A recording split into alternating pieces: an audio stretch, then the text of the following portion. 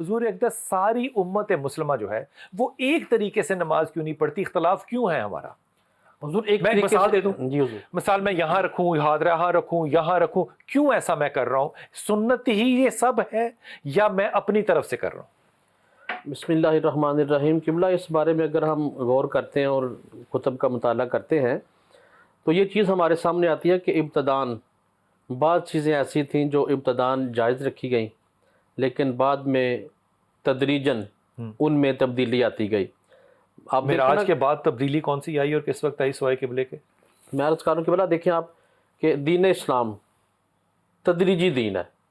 نہیں 23 میں سال ایسے نہیں کر رہا، میں چاہتا ہوں کہ آپ مجھے پن پوائنٹ، اگر آپ مجھے کہیں گے مکے کی نمازوں کا، تو اس وقت تو نماز آپ پہ آئی نہیں تھی نا، اس انداز کے اوپر تو نہیں بات ہو سکتی، وہاں تو کعبے میں بت پڑے ہوئے تھے، یہ بحث نہیں ہے۔ حضور میرا سوال یہ ہے کہ کیا اتنی زیادہ دفعہ کی ہوئی سنت رسول پاک صلی اللہ علیہ وسلم اس پہ بھی ہمارے علماء کرام یا امت جو ہے اس میں اختلاف ہے؟ دیکھیں بلال بھائی، اس میں اگر بات کو آگے بڑھایا جائے تو جیسے آپ نے فرمایا کہ یہ مسلکی موضوع اور بات ہو جائے گی کہ کون صحیح کر رہا ہے کون غلط کر رہا ہے، اس سے ہٹ کے ایک بنیادی سوال میں چھوڑنا چاہتا ہوں، فکر چھوڑنا چاہتا ہوں۔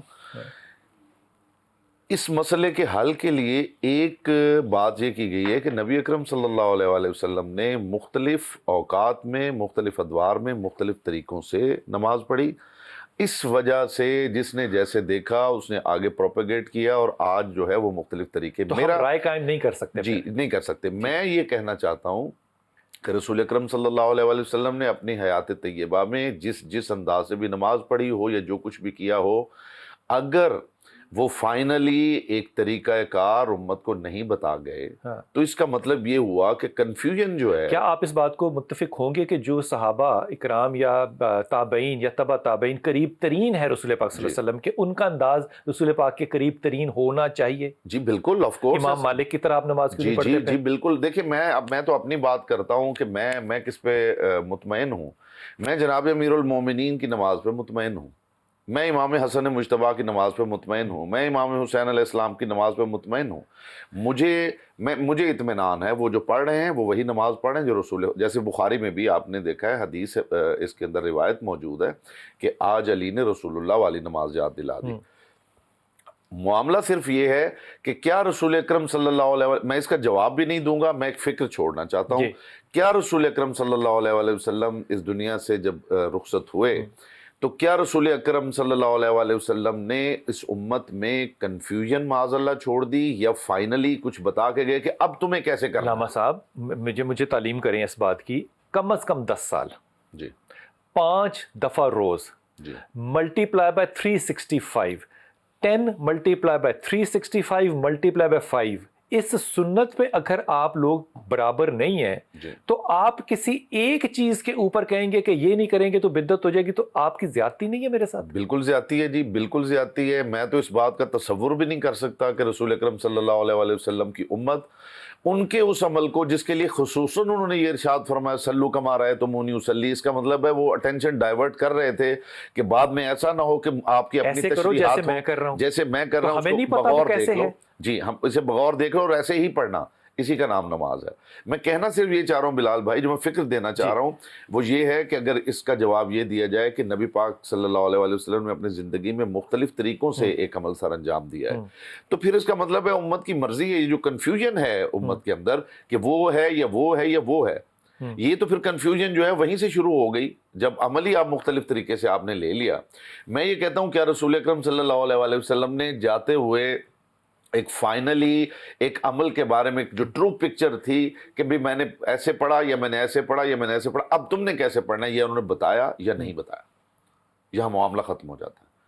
اگر تو انہوں نے نہیں بتایا یا تو پھر نہیں تو اس کا بتایا، مطلب کنفیوژن ہے۔ جیسا بتایا کہ نہیں بتایا؟ جی میں عرض کر رہا ہوں کہ میں نے پہلے بھی عرض کیا ہے کہ نبی کریم صلی اللہ علیہ وسلم نے قطع نظر اس کے کہ کسی کا کس مسلک کے ساتھ تعلق ہے، لیکن اگر آپ نام نہ بھی لیں، لیکن چونکہ بات کی وضاحت کرنے میں نماز کے حوالے سے، چونکہ ہمیں نبی کریم صلی اللہ علیہ وسلم کی نماز کے حوالے سے دونوں طرح کی روایات ملتی ہیں، اور دونوں طرح کی روایات جو ہیں وہ احادیث کتب کے اندر باقاعدہ باب کے اندر موجود ہیں کہ نبی کریم علیہ الصلوۃ والسلام نے رفع یدین کے ساتھ نماز پڑھی ہے، اور پھر نبی کریم علیہ الصلوۃ والسلام نے بعد میں رفع یدین کے بغیر بھی نماز پڑھی ہے۔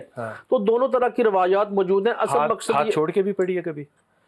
ہاتھ چھوڑ کے نہیں پڑھی نبی کریم علیہ امام الصلوۃ۔ مالک کو آپ پڑھیں ذرا پھر موتا، جی میں عرض کر رہا ہوں کہ نبی کریم علیہ میں الصلوۃ غلط تو نہیں کہہ رہا؟ نبی کریم علیہ الصلوۃ والسلام نے مدینہ میں ابھی بھی مالکی جی موجود بالکل ہیں، پڑھے وہ ہوئے پڑھ رہے ہوتے ہیں، ہاتھ کھول کے پڑھ رہے ہوتے تو ہم مطلب نماز پہ متفق نہیں ہے جو اتنی دفعہ والی سنت ہے؟ حضور اصل چیز یہ نہیں ہے کہ نماز میں انداز پہ نماز کے اوپر نہیں وہی میں بات عرض کر رہا ہوں، ہاں۔ اصل چیز یہ نہیں کہ حضرت ہاتھ چھوڑ کے پڑھ رہے ہیں اور میں ہاتھ باندھ کے پڑھ رہا ہوں۔ اصل چیز ہے نماز کو پڑھنا اور اس کی حقیقت تک انداز پہنچنا۔ بڑا ضروری ہے، جیسے میرے رسول نے کیا ویسے کروں گا، پھر آپ یہ کو- ہے ایمان، پھر آپ کو دونوں یہ طرف ہے کی میرا روایات اسلام۔ ملیں گی، آپ کو رفع یدین کرنے والی بھی روایت ملیں گی، چاہے آپ اس کو کسی مسلک کا نام دیں یا نہ دیں، اور آپ کو رفع یدین نہ کرنے والی روایات بھی ملیں گی۔ وہ کوئی ایسی بات نہیں کہ آپ کس طریقے سے پڑھ رہے ہیں، آپ نبی کریم علیہ الصلوۃ والسلام کی نماز سنت ہے اور اللہ رب العزت کی طرف سے فرض ہے۔ مفتی اقبال نقشبندی بھائی یہ بتائیے کہ خواتین کی نماز اگر آج دیکھیں تو وہ ذرا تھوڑی سی مردوں سے مختلف ہے، تو اس میں سنت کی طرف رجحان کس نماز کا ہے، جس طرح سے مرد پڑھتے ہیں یا جس طرح سے خواتین پڑھتی ہیں، اور یہ فرق ہے کیوں؟ بسم اللہ الرحمن الرحیم۔ بلال، پہلی بات تو یہ ہے کہ علماء کا نماز کے اندر کوئی اختلافات نہیں ہے۔ آپ بار بار ایک بات دہراتے ہیں کہ علماء کرام اس میں کردار ادا نہیں کر سکے یا علماء یہ نہیں اپناتے۔ میں نے نہیں کہا یہ حضرت، بالکل بھی یہ طریقہ ہے، وہ طریقہ ہے، تو بات کو سن نہ لیا میرا کریں۔ خیال ہے کہ علماء میں اختلاف ہے، آپ- نماز میں کوئی اختلاف نہیں ہے، میں تو طریقے کی بات کر رہا ہوں نہ سر۔ یار میرا نبی صلی اللہ علیہ وسلم نہ ادھر کے رہے نہ ادھر کے رہے، آپ تو پروگرام ایک عرصہ دراز سے سمجھ ٹی وی پہ کرتے آ رہے ہیں، اور آپ کی ماشاءاللہ سرپرستی میں نے خود نمازیں پڑھائی ہیں، اہل تشیع نے پیچھے پڑھی، اہل حدیثوں نے پیچھے پڑھی، سب نے میرے پیچھے پڑھی، سب معاملات ہوئے، آپ تو خود جانتے ہیں ان نمازوں کو۔ سوال یہ نہیں ہے نمازوں کے اختلافات کا، سوال یہ آ رہا ہے کہ نبی کریم علیہ الصلوۃ والسلام کا طریقہ کار جو اللہ نے حکم دیا ہے، جبریل نے میرے رسول کو بتایا، رسول اللہ صلی اللہ علیہ وسلم نے وہ طریقہ اپنایا، امت کو دکھایا، حضرت ابو بکر صدیق کو مصلی پہ کھڑا کیا، مولا علی کرم اللہ وجہ الکریم نے پیچھے نماز پڑھی، آج تک وہی نسل در نسل سلسلہ چلا رہا ہے۔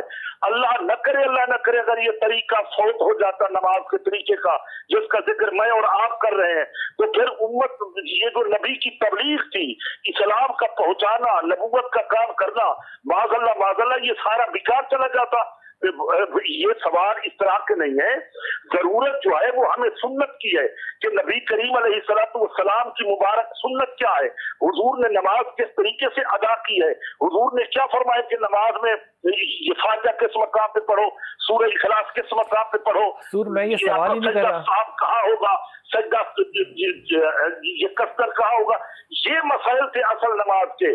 باقی تو سب متفق ہے کہ نماز فرض ہے، اس فرض کا تو کوئی انکار ہی نہیں کر رہا۔ نماز سب پڑھتے ہیں، جہاں آپ جس کو دیکھیں، جس مسئلے کو دیکھیں، جس معاملے کو دیکھیں،